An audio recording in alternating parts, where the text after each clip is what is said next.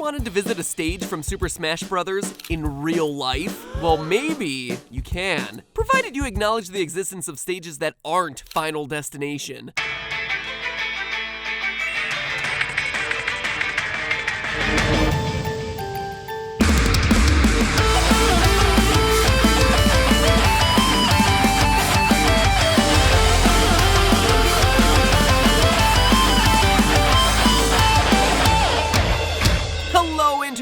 Welcome to Game Theory. Oh my gosh, did you hear that Sakurai finally announced Ridley for Super Smash Bros.?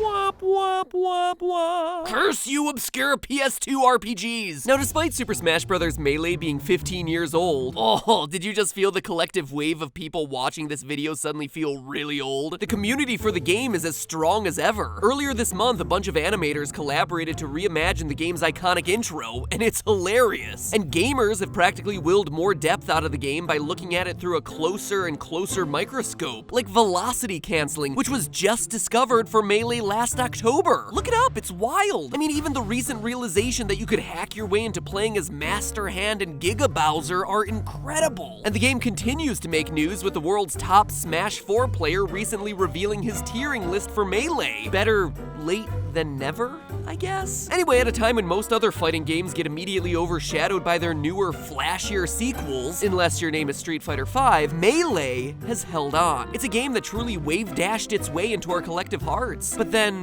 what more is there to say about this game after a decade and a half? Well, for all that time, one mystery has lingered on, quite literally in the background, and today, I intend to solve it. 3 years ago, while watching Did You Know Gaming, I heard this line. There are also some test stages left in the game's data. One of the stages labeled test is long and textureless. Its background appears to be a photograph of the inside of a pub. My mind was blown. Not because there were hidden stages in Melee. I mean, that in and of itself was no big surprise. Lots of test code never gets finished and remains hidden in game data. But what really caught me off guard was the restaurant. How weird is that? To see a picture of a restaurant full of people in the background of a Nintendo mascot brawler game. To see Bowser butt stomping on Marth while people sip lattes in the background? It's definitely unusual. And for the last 3 years, I couldn't get it out of my mind. Where was this place? What sort of restaurant was it? My mind was filled with all these cool scenarios explaining why it was there in the game. Maybe it was a favorite after-work hangout near HAL Laboratories that the programmers would go to gripe about having to code Pichu into the game. Or maybe it was a bistro in the US, outside of Nintendo of America's headquarters, where Reggie's body was ready for lunch. Probably the most important question that stuck in my mind was, could I eat there? Was this a real place still in existence? Could I really go get a cup of coffee at an in-game location from one of the most highly regarded fighting games of all time?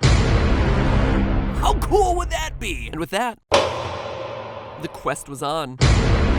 Outside of the few sentences Youngtown had on the matter in the Did You Know video, the only other clues I had to go off of were in the Smash Bros. Melee wiki, which explained that it was a coffee shop in Palo Alto, California. I got excited because, as a California resident, it meant that I was close. But then on the other hand, there were no references, so it could just be as meaningless as the time Wikipedia reported that Miley Cyrus had died. The only other thing it mentioned was that the coffee shop was a common test image used for OpenGL 3D object texture mapping, which begs the question, what the does all that mean? Well, back in the 80s, it was hard to develop software that could work across all the different types of graphics hardware. There was no standard, and so software developers were forced to custom fit their product for each new system they were working on. Let's see, this was the 80s, so what would be a good comparison to draw? Imagine having a VHS tape of the David Bowie, Jim Henson childhood-ruining classic, Labyrinth. Say you want to relive all the eyeliner Muppet-tastic glory, but each time you go to a friend's house, you needed a different version of the same VHS tape simply because they had a different VCR,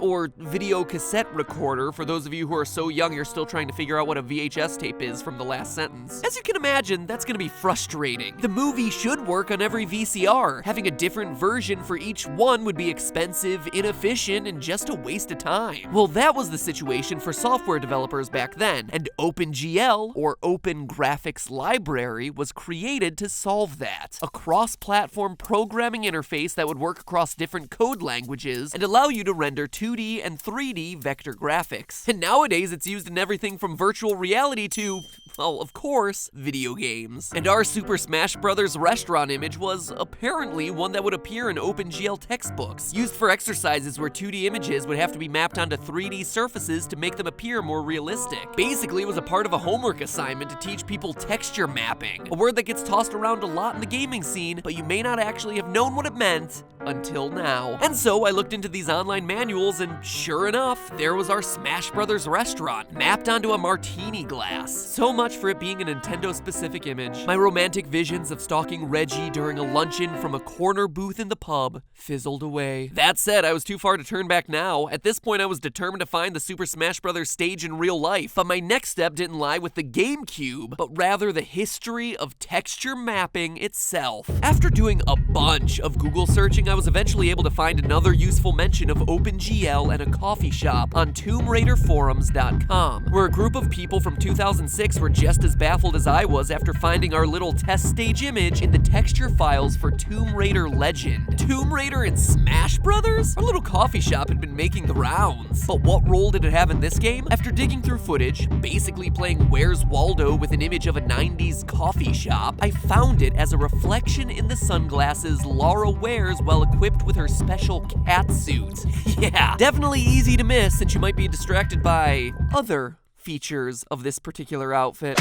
But if you're able to make eye contact long enough, sure as shooting, it's there. Personally, I think it's pretty funny. Her glasses just reflecting a random cafe while she's out there trolling through tombs across the world. Anyway, a German user on the forum who went simply by Cochrane had gotten just about as far as I did with the OpenGL programming guide, but then sometime later updated his post with a link to a personal website of a man named Paul Debevic, Chief Visual Officer at the USC Institute of Creative Technology and research professor in the USC Computer Science Department. It's clearly an old site. I mean, look at that sweet GeoCities layout. But don't let the lack of CSS formatting fool you. It's actually a really cool site that chronicles the history of reflection mapping, aka using a photo as a texture on a 3D model to simulate reflections on its surface. It starts with the first ever example of reflection mapping from 1976, the Utah teapot. Notice the windows and doors on the pot? Yeah, that's where it all started. Going so far as to cover the reflections on the T-1000 from Terminator 2 before finally concluding with, you guessed it, our Smash Brothers photograph. Only this time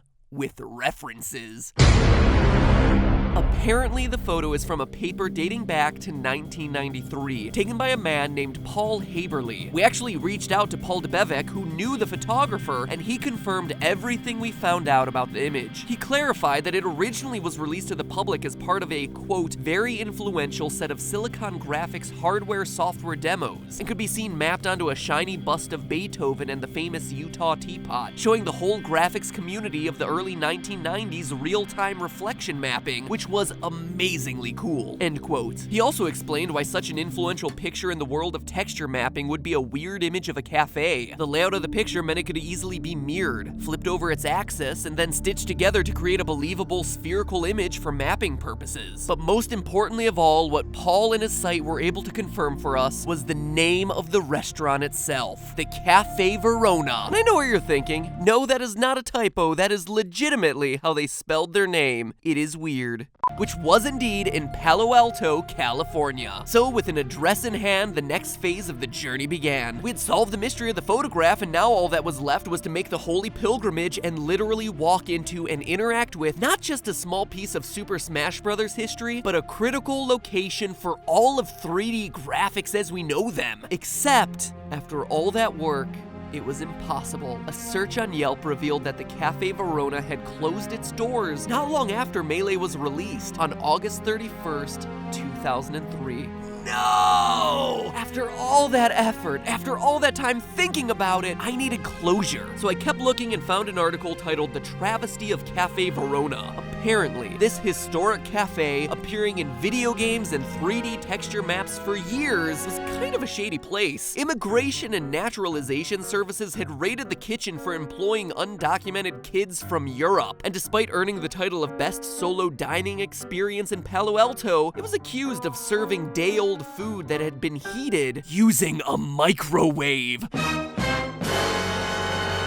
Drama alert! what? In retrospect, though, not all that shocking, considering they couldn't even spell their name right. So is that it? Is that the end of the story? Can you never visit Melee's test stage? Well, not the cafe. No, it's long gone. But the location is still operational. After remaining closed for 6 years, the space was turned into Reposado, an upscale Mexican restaurant that's been extremely well reviewed and is still open. Chimichangas, anyone? In short, all the answers in hand, I had to make peace with the fact that time had moved on, and that the cup of coffee that would make me a part of Smash history would never happen. But when you actually stop to think, it's pretty wild to think that one picture in the background of a test level that most people have never seen in a game that's over 15 years old would lead us from an office at Nintendo Japan to some key players at the dawn of realistic 3D graphics to a classic local coffee shop busted for illegal child labor in California to a killer plate of cochinita pibil. The world is an incredible place. Hidden around us at any given moment are a million little things just like this, filled with character and flavor and windows into scenes you never even knew existed. So is all this important on its own? Not really. The world hasn't changed now because we know where this picture came from, but it's thinking like this and make sure we never stop learning everything we can from the world around us. And that's a pretty valuable lesson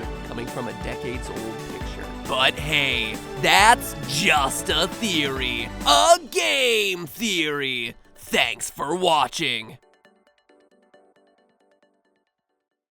And hey, if you like that theory, check out my other Super Smash Bros. Theory on the secret lore of the franchise by clicking right here. This type of annotation works on mobile too, so just click it to try it out. It's really cool. Or in case you missed it, check out my Life is Strange theory, which is also touchy-feely in its own special way, talking all about the psychology of you. It's one I'm really proud of, and even if you're not a big fan of Life is Strange, I think you'll get something out of it. Now, if you'll excuse me, that whole chimichanga idea sounded really good, so I'm gonna go eat things. Maybe not in Palo Alto, California, because that's a bit of a ways away, but, you know, maybe the taco stand down the street. See you next week! Reposado. Reposado. I can't do it in a sexy voice. I cannot make this sound sexy. Damn it. One more time. Reposado. Nope, still not.